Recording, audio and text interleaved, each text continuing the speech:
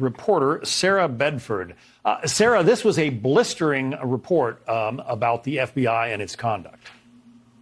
That's right. And I think, for me, one of the biggest takeaways was not just what that report said about how the FBI handled the probe into the Trump-Russia collusion situation, which was obviously pretty devastating, but also the way that the FBI handled, pretty similar allegations involving Hillary Clinton's campaign, how quickly those allegations were dismissed, how little credence FBI agents gave those allegations, despite the aggressive treatment that they gave to, those similar charges against the Trump campaign. And I think that was a key revelation that was new to the Durham report, that had not been in the Senate Intelligence Committee report, that had not been part of the Inspector General report in 2019. And it really drove home how much of a double standard there was in the treatment of Trump versus Hillary Clinton and other people of his stature. That's, I think, one of the most damning pieces of evidence that came out of this Durham report. You heard Congressman Adam Schiff in Alex Hoff's report saying, there's really nothing new here. It was a badly done investigation and it was a badly done conclusion. I'm paraphrasing, obviously. But wasn't Adam Schiff the guy who said that he had evidence of collusion between Donald Trump and the Russians?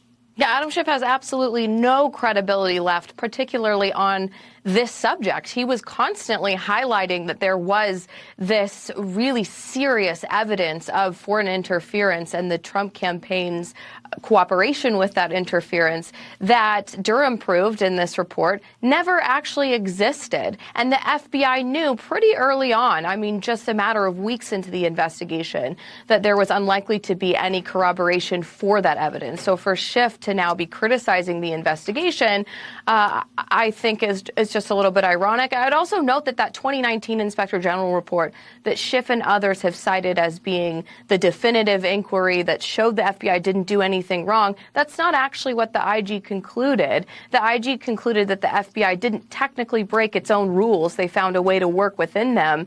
But what Durham was looking at was not whether the FBI broke the rules necessarily, but whether what the FBI did was ethical and moral. And Durham said, obviously, that wasn't the case. Maybe the activity wasn't illegal, strictly speaking, but it wasn't right. And that was, I think, a key aspect of what Durham found that's new this week. I want to play a statement from another congressman, Jeff Van Drew of New Jersey. He says this whole sordid ordeal is worse than Watergate. Listen.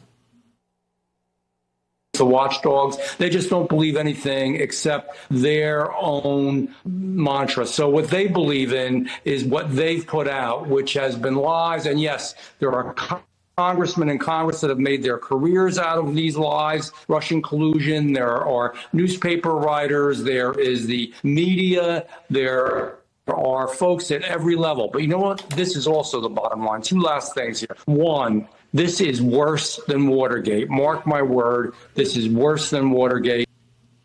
And very quickly, because we're running out of time, but a couple of the major players in this who you think would be off somewhere hanging their heads in shame. Peter Strzok got a professorship at Georgetown University, according to your article.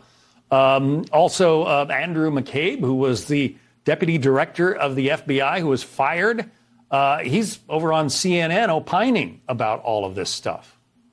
That's right. It's remarkable how few professional consequences there seem to have been for people who clearly violated at least the spirit, if not the letter, of the FBI's own rules. You have an FBI attorney who doctored emails in order to get a surveillance warrant against a Trump advisor, for example, who has already had his law license reinstated. He had only a 1-year suspension, a slap on the wrist for fabricating evidence for wiretapping an American citizen. Very few consequences for the people who have been found over and over again in every inquiry to have acted in an unethical way. Well, thanks for watching all of this. We'll have you back on again as events warrant. Sarah Bedford, Washington Examiner. Thanks.